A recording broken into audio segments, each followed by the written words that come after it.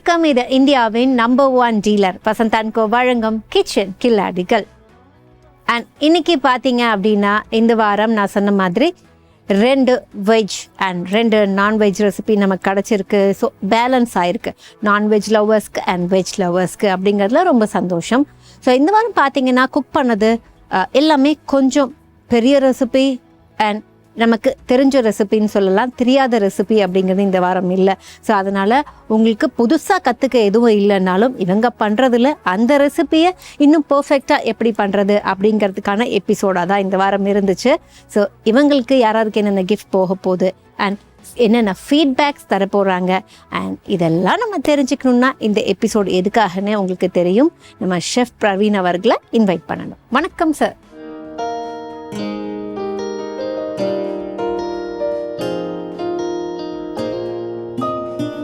And இந்த வாரம் பார்த்தீங்கன்னா உங்களை இன்னும் சந்தோஷப்படுத்துறதுக்காக 4 ரெசிபிஸ் வச்சுருக்காங்க. அண்ட் 2 நான்வெஜ் 2 வெஜ்ஜுன்னு சொன்னாலும் அதில் ஒரு ஸ்வீட்டும் இருக்குது. அப்படிங்கிறதுனால எப்படி நீங்கள் சூஸ் பண்ண போகிறீங்க? ஃபர்ஸ்ட் ரைஸ் பார்த்துடலாம். ரைஸ் பார்த்துடலாமா?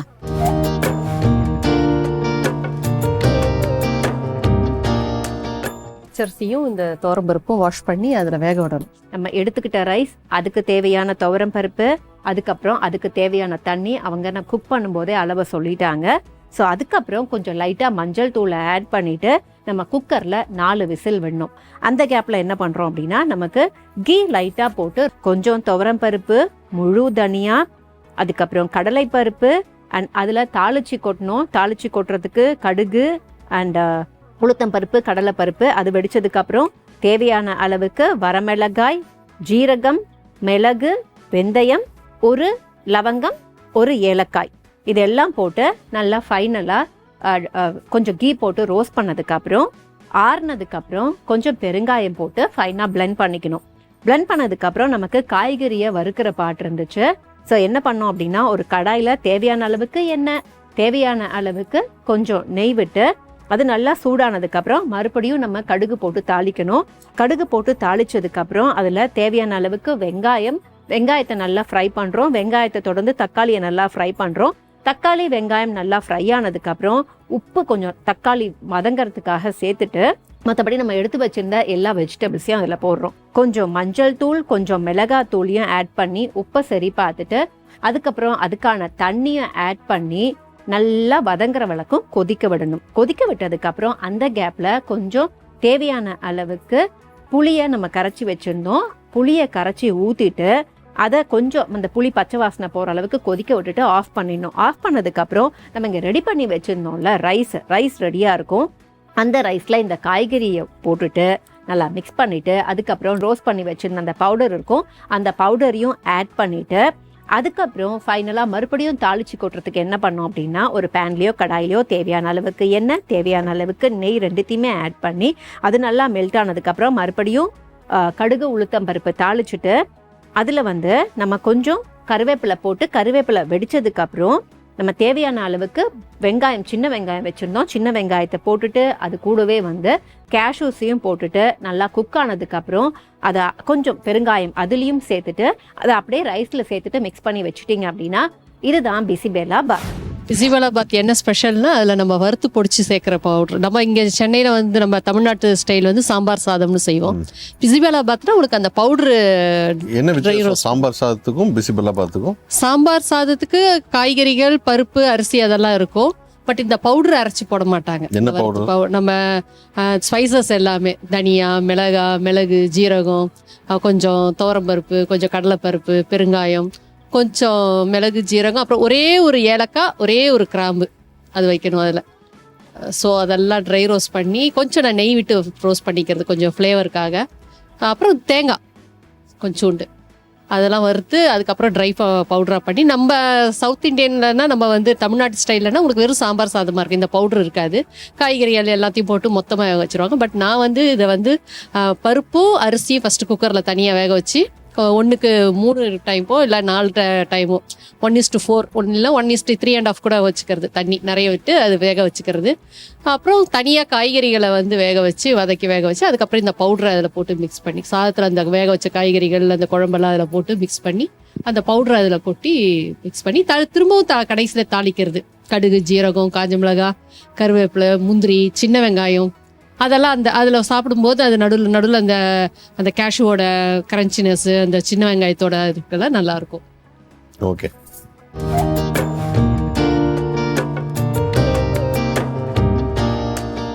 எறா தொக்குக்கு முக்கியமா வெங்காயம், தக்காளி, நல்லெண்ணெய் சில பேர் எடுப்பாங்க, நம்ம ரிஃபைண்ட் ஆயிலையும் பண்ணிக்கலாம். ஓகே.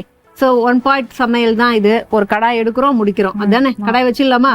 ஸோ ஃபர்ஸ்ட் தேவையான அளவுக்கு ஒரு கடாயில எண்ணெய் விடணும். எண்ணெய் ஹீட் ஆனதுக்கு அப்புறம் கடுகு, உளுத்தம் பருப்பு அண்ட் கடலை பருப்பு இதெல்லாம் போட்டு நல்லா தாளிச்சிட்டு அது நல்லா வெடிக்கும் போது என்ன பண்றோம் அப்படின்னா நறுக்கிய வெங்காயம் ஆட் பண்றோம். நறுக்கிய வெங்காயம் பச்சை வாசனை போற வரைக்கும் நல்லா வதக்கிட்டு அதுக்கப்புறம் தேவையான அளவுக்கு இஞ்சி பூண்டு விழுத போடுறோம். இஞ்சி பூண்டு விழுதோட பச்சை வாசனையும் போனதுக்கு அப்புறம் தேவையான அளவுக்கு தக்காளி ஆட் பண்ணி தக்காளியை வதங்கறதுக்காக கொஞ்சம் உப்பு போட்டு இது நல்லா அந்த தொக்கு கன்சிஸ்டன்சி வரத்துக்காக மசியணும் அப்படிங்கிறதுக்காக கொஞ்சம் நேரம் க்ளோஸ் பண்ணி வைக்கணும். க்ளோஸ் பண்ணி வச்சு நல்லா மசிய வதங்கிருச்சுன்னு தெரிஞ்சதுக்கு அப்புறம் எடுத்து வச்சிருந்த ஒரே மசாலாவான குழம்பு மிளகாய் தூளை தேவையான அளவுக்கு போட்டு பச்சை வாசனை போற அளவுக்கு மறுபடியும் கொஞ்சம் சாட் பண்ணிட்டு நம்ம கருவேப்பிலைய போட்டு கருவேப்பிலை பச்சை வாசனை போற அளவுக்கு மறுபடியும் கொஞ்சம் சாட் பண்ணிட்டு அதுக்கப்புறம் கிளீன் பண்ணி வச்சிருந்த இறாலை போடுறோம். இறாலை போட்டு கொஞ்ச நேரம் இந்த மிக்சரோட நம்ம குக் பண்ணிட்டு கொஞ்சம் தண்ணி ஊத்தி மறுபடியும் தொக்கு கன்சிஸ்டன்சி வரணும். அதுக்கப்புறம் இறால் குக் ஆகணும், இதுக்காக விடணும். உப்பை செக் பண்ணிட்டு அண்ட் எல்லாம் குக் ஆயிடுச்சுன்னு தெரிஞ்ச உடனே ஃபைனலா கொஞ்சம் மிளகுத்தூளை போட்டதுக்கு அப்புறமும் ஒரு 2 மினிட்ஸ் குக் பண்ணிட்டு அதுக்கப்புறம் கொத்தமல்லி போட்டும் ஒரு 2 மினிட்ஸ் குக் பண்ணிட்டு அதுக்கப்புறம் சர்வ் பண்ணிட்டீங்க அப்படின்னா இதுதான் இறால் தொக்கு. ஏன் ப்ரான் தொக்கு சூஸ் பண்ணீங்க? அதுதான் சட்டுன்னு செய்ய முடியும். வேலைக்கு இப்போ எங்கன்னா போகிறதா சட்டுன்னு செஞ்சுட்டு டக்குன்னு போகலாம் அப்படின்னு. தொக்கு அப்படின்னா ஏன் இது எப்படி பண்ணீங்க? இதில் வந்து வெங்காயம், தக்காளி அதெல்லாம் வதங்கின அப்புறம் இஞ்சி பூண்டு பேஸ்ட்டு, மிளகாத்தூள், வெறும் மிளகாத்தூள் மட்டும்தான், குழம்பு மிளகாத்தூள், வேறு எதுவும் ஆட் பண்ணல. அவ்வளோதான், அது போட்டு செஞ்சு டக்குன்னு வச்சுட்டேன்.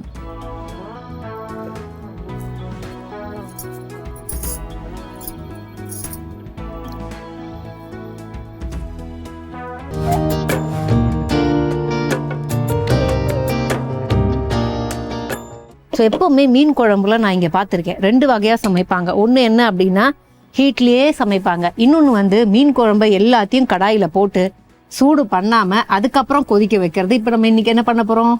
மீன் குழம்பு கடாயில் சூடு பண்ணி தான் பண்ணணும். அப்போ நம்ம கரெக்டாக தான் பண்ணுறோம். கரெக்டாக தான். ஸோ ஃபர்ஸ்ட் என்ன பண்ணுறோம்னா கடாயில் தேவையான அளவுக்கு எண்ணெய் விடுறோம். எண்ணெய் கொஞ்சம் தாராளமாக தான் விடணும். எண்ணெய் சூடானதுக்கப்புறம் நம்ம வந்து கடுகு, உளுத்தம் பருப்பை தாளிச்சுட்டு கூடவே கொஞ்சம் வெந்தயம் ஆட் பண்ணுறோம். வெந்தயமும் ஆட் பண்ணி இதெல்லாம் பொரிஞ்சதுக்கு அப்புறம் நன்றாக நறுக்கிய வெங்காயத்தை தொடர்ந்து முழு பல் பூண்டை தொடர்ந்து தக்காளி போட்டு இதை வந்து மூடி வச்சு நல்லா ரொம்ப மசிய குக்கார அளவுக்கு விடுறோம். அது கொஞ்சம் டைம் எடுத்துக்கும். ஸோ அதுக்கப்புறம் என்ன பண்ணுறோம் அப்படின்னா புளிக்கரசலை ஆட் பண்ணிவிட்டு அதில் தேவையான அளவுக்கு மஞ்சள் தூள், தேவையான அளவுக்கு குழம்பு மிளகாய் தூள், மல்லித்தூள், இது 3த்தையும் போட்டு கொஞ்சம் தண்ணியும் ஆட் பண்ணி உப்பை செக் பண்ணிவிட்டு நீங்கள் மூடி வச்சிடணும். ஏன் அப்படின்னா வந்து இதில் எண்ணெய் தனியாக அதுக்கப்புறம் நம்ம போட்ட லிக்விட் கன்சிஸ்டன்சி மாதிரி அது ஒரு திக்கான கன்சிஸ்டன்சி வர வரைக்கும் குக் பண்ணணும். குக் பண்ணி முடிச்சதுக்கப்புறம் சங்கரா மீனை அழகாக க்ளீன் பண்ணி முழுசாக வச்சிடணும். இந்த சங்கரா மீனை ஆட் பண்ணிவிட்டு அது குக்கார டைமிங்கை கொடுத்துட்டு கொஞ்சம் மிளகுத்தூள் போட்டுட்டு நீங்கள் கார்னிஷ் பண்ணி இறக்கிட்டீங்க அப்படின்னா இதுதான் சங்கரா மீன் குழம்பு. சங்கரா மீன் குழம்பு என்னமா ஸ்பெஷல் நார்மல் மீன் குழம்புக்கும் இந்த மீன் குழம்புக்கும்? சங்கரா மீன் வந்து எப்பவுமே ஸ்பெஷல் தான் சார். அது வந்து எப்படி சொல்கிறதுனா சங்கரா மீன் குழம்பு வந்து மீன் வந்து ஒரு சத்தான ஃபுட்டு, பசங்க எல்லாம் விரும்பி சாப்பிடுவாங்க. இப்போ வந்து அது ஒரு 2-3 நாளைக்கு கெடாமலும் இருக்கும். வீட்டில் வச்சுருந்தா சாப்பிட்லாம். நம்மளுக்கு ஒரு அவசர வேலை போயிடுறோம். குழம்பு வச்சுருந்தா 3 நாளைக்கு 2 நாளைக்கு சாப்பிட்லாம் சார். அது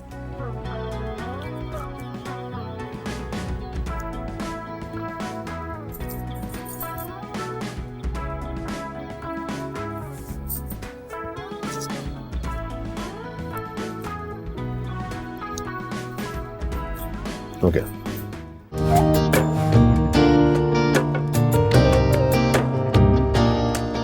ஃபெர்னி அப்படின்னாலே வந்து என்ன அப்படின்னா ஒரு பாயசம் அப்படின்னு சொல்லலாம். அண்ட் அது ஃபெர்னிக்கு மிக முக்கியம் வந்து அரிசி இல்லையா? அரிசியை ஊற வச்சு அதை அரைச்சி அப்படி செய்யலாம். இது ரவை போட்டு செய்யறது மேடம். ஓஹோ, கண்டென்ஸ் மில்க் ரவையும் போட்டு செய்யலாம். செய்யலாம். ஓகே. ஸோ ஃபெர்னில 2 வகை இருக்குன்னு எனக்கு இப்போதான் தெரியுது. ஸோ ஃபர்ஸ்ட் கடாய் வச்சு கடாயில தேவையான அளவுக்கு நெய் ஊற்றி நெய் நல்லா வந்து மெல்ட் ஆனதுக்கு அப்புறம் அதுல முந்திரி பருப்பு போடுறோம். முந்திரி பருப்பு நல்லா சிம்லேயே வதங்கணும் அப்படின்னாங்க. ஸோ முந்திரி பருப்பை வதக்குனதை தொடர்ந்து சாரப்பருப்பு போடுறோம். சாரப்பருப்பு முந்திரி பருப்பு கொஞ்சம் நல்லா ஃப்ரை ஆனதுக்கு அப்புறம் தேவையான அளவுக்கு ஏலக்காய் முழுசாவே போடணும். ஏலக்காவையும் போட்டுட்டு இது எல்லாம் நல்லா ஒரு 50% வதங்கினதுக்கு அப்புறம் நம்ம இதுல மில்க், அதாவது வந்து ரா மில்கை ஆட் பண்ண போறோம். அப்படிங்கறதுனால அப்படியே அந்த மில்கை ஆட் பண்ணா திரிஞ்சிடுமா, அதனால கொஞ்சம் தண்ணி ஆட் பண்ணி அந்த தண்ணி சுடணும். தண்ணி சுட்டதுக்கு அப்புறம் பச்சை பாலை எடுத்து ஆட் பண்றோம். பால் அண்ட் நம்ம போட்ட அந்த தண்ணி ரெண்டுமே நல்லா கொதி வரணும். கொதி வந்ததுக்கு அப்புறம் ஒரு 50 கிராம் ரவையை கொஞ்சம் பார்த்து நீங்க ஆட் பண்ணணும்.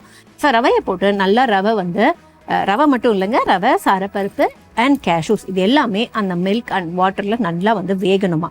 வெந்ததுக்கு அப்புறம் ஒரு கன்சிஸ்டன்சியில் நம்ம என்ன பண்ணுறோம் அப்படின்னா தேவையான அளவுக்கு கண்டென்ஸ்டு மில்க் ஆட் பண்ணுறோம். கண்டென்ஸ் மில்க் ஆட் பண்ணி அதை ஒரு 2 நிமிஷம் குக் பண்ணதுக்கப்புறம் சர்க்கரை தேவையான அளவுக்கு ஆட் பண்ணிவிட்டு உங்களுக்கு எவ்வளோ சுகர் அண்ட் எவ்வளோ மில்க் தேவையோ அதுக்கேற்ற மாதிரி நீங்கள் பேலன்ஸ் பண்ணி ஆட் பண்ணிக்கலாம். ஸோ ஃபைனலாக ரெடி ஆயிடுச்சு அப்படின்னு தெரிஞ்சதுக்கப்புறம் எசன்ஸ், வெண்ணிலா எசன்ஸ் ஒரு ஸ்பூன் ஆட் பண்ணுறோம். அதுக்கப்புறம் க்ரஷ் பண்ணி வச்சுருந்தா பாதாமை ஆட் பண்ணி பிளேட்டிங்கை முடிச்சிட்டிங்க அப்படின்னா இதுதான் ஃபிர்னி. பாயசத்துக்கும் ஃபிர்னி என்ன வித்தியாசம்? கெட்டியாகவும் இல்லாமல் இதுவும் இல்லாமல் கேசரி மாதிரி இல்லாமல் இது மாதிரி சாப்பிட்டா நல்லாயிருக்கும். பிரிணிக்கு சாரப்பருப்பும் முந்திரி பருப்பும் நல்லா வறுத்து மேலே மிதக்குனது ஹைலைட்டே தான். பிரிணினாலே சாரப்பருப்பு தான் மெயின். குழந்தைங்களுக்கு ஐஸ்கிரீம் மாதிரியே இருக்கும் சார். ரவைன்னு நம்ம சொன்னாதான் தெரியும் சார். ஓகே, ரவையில செஞ்சது. ரைஸ்ல கூட பண்ணலாம்ல? பண்ணலாம். இது கொஞ்சம் ரவைனா எல்லா வீட்லயும் இருக்கும், அதனால எளிய டக்குன்னு செய்யலாம். இல்ல சார், ரவையே வாங்கி வைக்கும்போது நாங்க சாதத்துக்கு உண்டான அரிசி ரைஸ் எல்லாம் செஞ்சிருப்பாங்க சார்.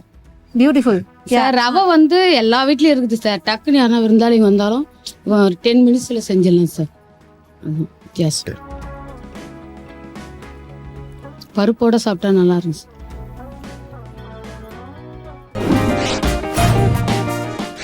கான்ஸ்டலேஷன் அல்லது 4வது பரிசு எப்படி சொன்னாலும் சரி, பியூட்டிஃபுல் 3 பீஸ் கண்டெய்னர்ஸ் இருக்கு, சீ-த்ரூ கண்டெய்னர்ஸ்.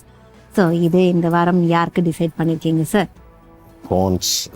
ப்ரான் தொக்கு. ஓகே. இந்தியாவின் நம்பர் 1 டீலர் வசந்த் அண்ட் கோ வழங்கும் கிச்சன் கில்லாடிகள்ல இந்த வாரம் உங்களுக்கு 4வது பரிசு. கங்க்ராட்ஸ். 3வது பரிசு மறுபடியும் பாத்தீங்கன்னா அதே சீ-த்ரூ கண்டெய்னர்ஸ் 3 பீஸ், அதை விட எக்ஸ்க்ளூசிவ், அதாவது 4வது பரிசு விட எக்ஸ்க்ளூசிவா இருக்கு. இது யாருக்கு போப்போ சார்? ஓகே. இந்தியாவின் நம்பர் 1 டீலர் வசந்த் அண்ட் கோ வழங்கும் கிச்சன் கில்லாடிகள்ல இந்த வாரம் உங்களுக்கு 3வது பரிசு. கங்க்ராட்ஸ்.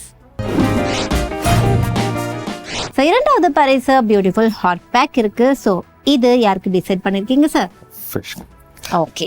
இந்தியாவின் நம்பர் 1 டீலர் வசந்த் அண்ட் கோ வழங்கும் கிச்சன் கில்லாடிகள்ல இந்த வாரம் உங்களுக்கு 2வது பரிசு. கங்க்ராட்ஸ்.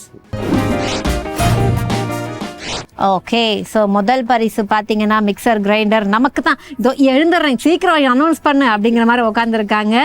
ஸோ ஃபிர்னி பயம் வந்துச்சு, பரவாயில்லம்மா, ஃபிர்னிக்கு தான் முதல் பரிசுன்னு சார் டிசைட் பண்ணியிருக்காரு.